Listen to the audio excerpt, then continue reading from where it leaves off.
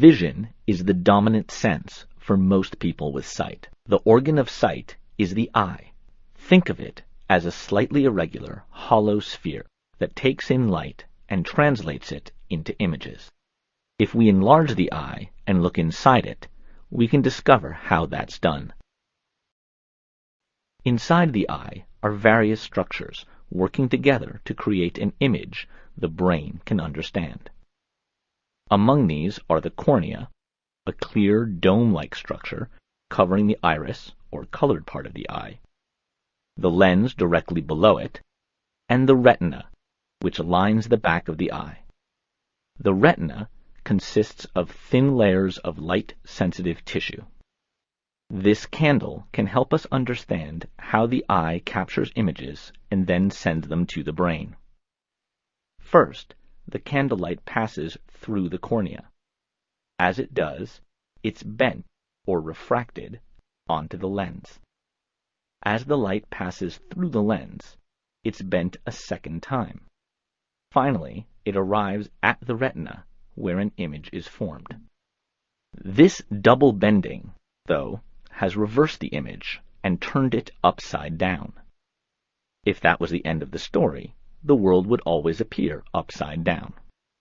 Fortunately, the image is turned right side up in the brain. Before that can happen, the image needs to travel as impulses along the optic nerve and enter the brain's occipital lobe. When the image forms there, it regains its proper perspective. Now let's consider two common conditions that cause blurry vision. The eye's shape is important for keeping things in focus. With normal vision, light focuses precisely on the retina at a location called the focal point. But what happens if the eye is longer than normal? The longer the eye, the more distance there is between the lens and retina.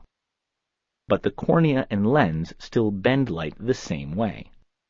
That means the focal point will be somewhere in front of the retina rather than on it.